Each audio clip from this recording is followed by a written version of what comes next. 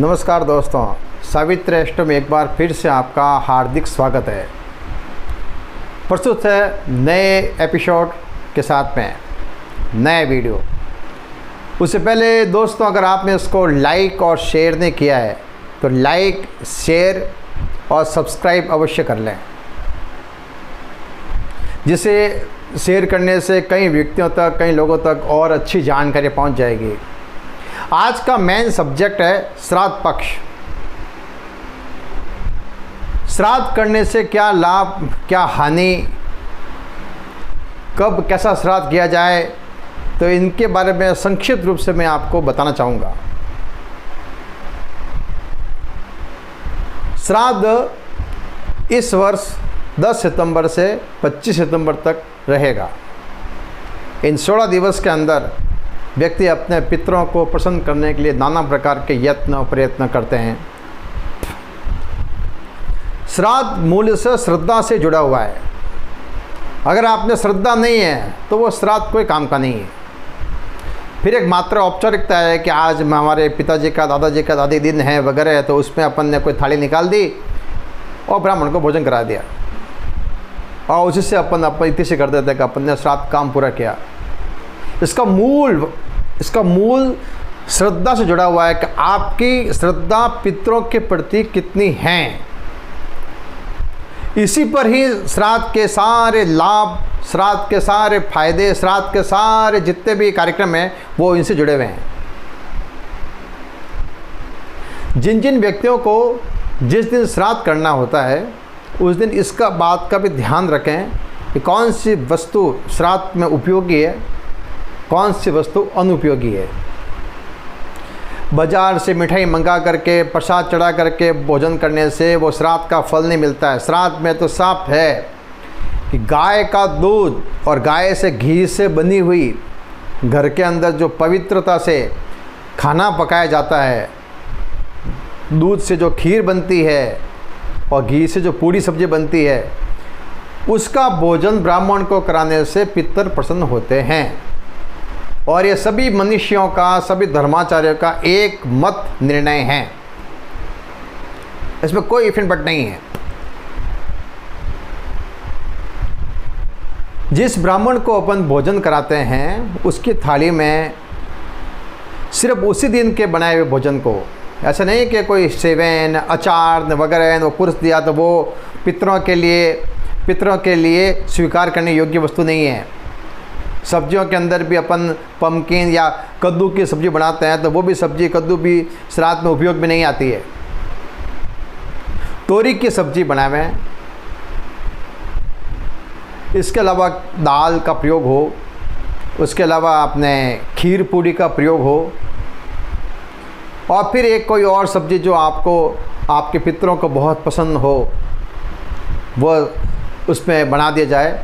और पूर्ण श्रद्धा के साथ तन और मन, यानी तन यानी कि पूरे शरीर का पूरी आहुति देते हुए, मन की पूरी आहुति देते हुए, मन के श्रद्धा के साथ जब आप खाना बनाते हो वही श्राद्ध पितरों को पसंद हैं और उसी से वो पितर जल्दी प्रसन्न होते हैं। श्राद्ध कैसे करें? जिस दिन जिस व्यक्ति का कोई श्राद्ध हो, अपने पूर्वजों का, माता का, पिता, दादा दादी का, जो भी है अपन मानते हैं उनका, तो उस दिन सबसे पहले सरोवर में जाएं और किसी योग्य ब्राह्मण के द्वारा तर्पण इत्यादि अवश्य करावें। अपने हिंदू संस्कृति का नियम है, घर में किसी व्यक्ति को जब बुलाते हैं तो सबसे पहले उसको जलपान कराते हैं, फिर कुशल क्षेम पूछते हैं, उसके बाद में उसको फिर हस्त प्रक्षाल, मुख प्रक्षाल, और उसके बाद में उसको खाने का निमंत्रण, खाने के लिए बुला करके उसको भोजन की थाली परोसते हैं। वही बात पितरों के साथ में भी है। प्रातःकाल सरोवर किनारे गए, तालाब किनारे गए, नदी किनारे गए, या जो भी आपको जिस शहर में जो सुलभ है वहाँ पर गए, वहाँ पर किसी पंडित के द्वारा, ब्राह्मण के द्वारा, या जो व्यक्ति से जानकार है उनके द्वारा वहाँ अपने पितरों के निमित्त तर्पण कराया जाए।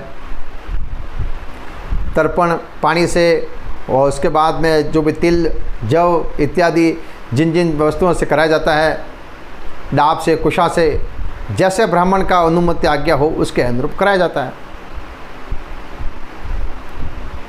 रोष में भरा हुआ अगर कोई व्यक्ति हो, अपने घरों के अंदर भी इसका अंदर क्रोध आ जाता है, तो उसको अपन जलपान से उसके क्रोध को शांत करने का प्रयास करते हैं, न कि दूध, दही, घी वगैरह इत्यादि मिष्ठान से। सबसे पहले उसको पानी गिलास देंगे।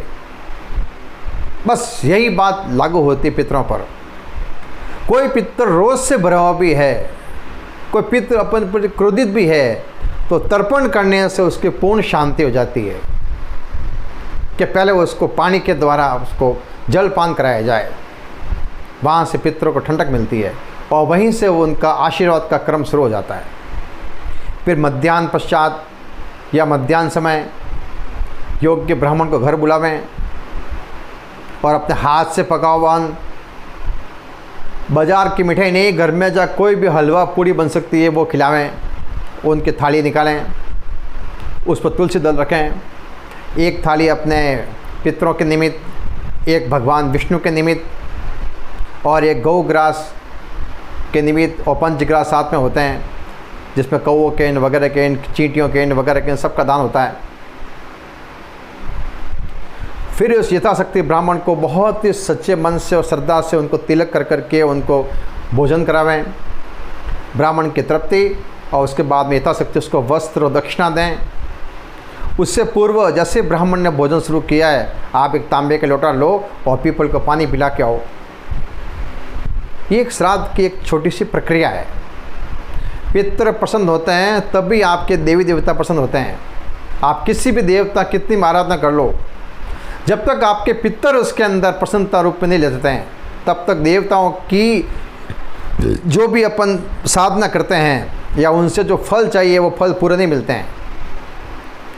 और श्रद्धा, गीता में तो साफ शब्दों में कहा गया है कि बिना श्रद्धा के ध्यान दिया गया दान, तपा व तप, जपा व जप, किया हुआ कोई भी शुभ कर्म है न तो इस लोक में लाभदायक है, नहीं मरने के बाद। तो श्रद्धा के बिना तो कोई काम करना ही नहीं। और श्राद्ध में श्रद्धा का मेन और ख़ास महत्व है।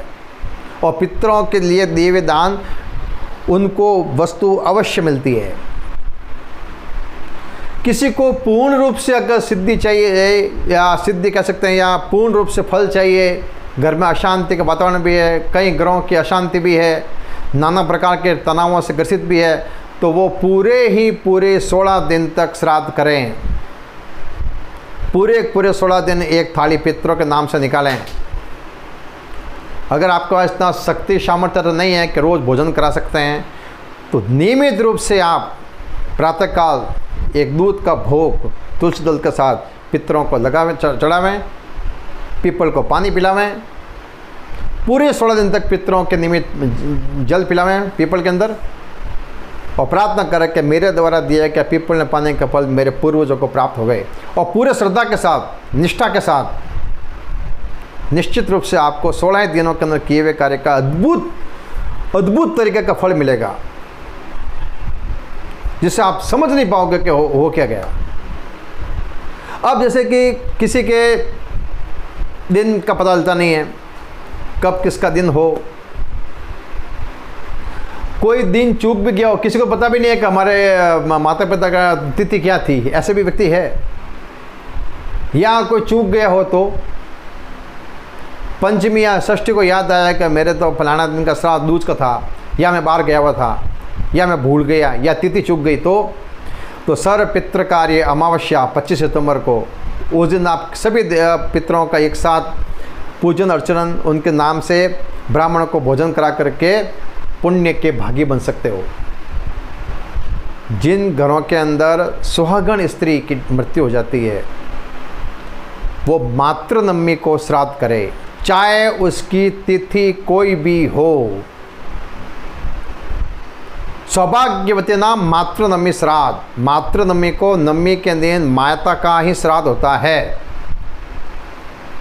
चाहे आपकी माता जी दूज को है, पंचमी को है, चाहे एकादशी को है, चाहे अमावस्या को है, श्राद्ध उसका मातृनवमी को ही होगा। यह श्राद्ध की बहुत बड़ी महिमा है। आपने पितरों के निमित्त जितने भी अपने कार्यक्रम किए हैं, तो उससे शनि ग्रह की प्रसन्नता मिलती है। अगर किसी को शनि का दुष्प्रभाव है, और उस वजह से वो कई तरह के संकटों से घिरा हुआ है। तो यकीन मानिए, आप सभी दिन जब श्राद्ध के दिन होते हैं, पितरों के लिए तर्पण की व्यवस्था करें या पीपल में पानी की व्यवस्था करें, उनके निमित्त थाली निकालें और एक समय का भोजन करें, पूर्ण ब्रह्मचर्य व्रत का पालन करें। साल भर तक आपको किसी उपाय की आवश्यकता नहीं है। इधर शनिदेव की प्रसन्नता और धर्माचार्य के रूप में आचार्य बृहस्पति की कृपा, शुक्राचार्य जो दैत्यों का आचार्य है उसकी भी कृपा, गुरु और शुक्र और शनि, और फिर आता है सूर्य और चंद्रमा। सूर्य और चंद्रमा की कृपा पात्रता उनको बहुत जल्दी मिल जाती है जिन्होंने पितरों के निमित्त बहुत अच्छे कार्य किए हैं। वैसे पितरों का निवास भी चांद्रलोक में ही है। वह पितरों के निमित्त किए हुए कार्य से इतने ग्रहों की प्रसन्नता, इतने ग्रहों का आशीर्वाद, इसके अलावा जिन देवताओं की आप आराधना करते हैं, जिन जिन देवी देवताओं को आप मानते हैं, उनको भी आपको अच्छा सा आशीर्वाद और उनकी द्वारा की गई जो भक्ति है वो जल्दी फल जाती है। अगर पितरों के निमित्त कार्य किया है और उनकी भक्ति आप खूब कर रहे हो, लेकिन पितरों के निमित्त आपने कुछ नहीं किया तो वो भी निष्फल हो जाता है। इतना महत्व है पितरों के लिए। अपने पूर्वजों की खूब शांति के लिए आप खूब प्रयत्न करें, उनके वही श्रद्धा के साथ में आर्त भाव से पूर्ण रूप से मन को अपने समर्पित करते हुए अपने आप को 15 दिनों के 16 दिनों के अंदर पूर्ण रूप से समर्पित कर दीजिए। ये समर्पण आगे के 12 महीने आपको सुख शांति पूर्वक निकालने में मदद करेंगे और पूरे 12 महीने तक पितरों की कृपा आप पर बनी रहेगी। उम्मीद है वीडियो आपको बहुत ही पसंद आया होगा और पसंद आएगा ही, क्योंकि इस वीडियो में बहुत अच्छी बातें हमने बताई हुई है। इसको शेयर करना ना भूलें, उनको सबको शेयर करें जिनको क्या है कि इससे पता चले, ज्ञान की प्राप्ति हो। और दोस्तों, अगर इसको सब्सक्राइब नहीं किया है तो तुरंत प्रभाव से हमारे इस चैनल को सब्सक्राइब करें। जय हिंद,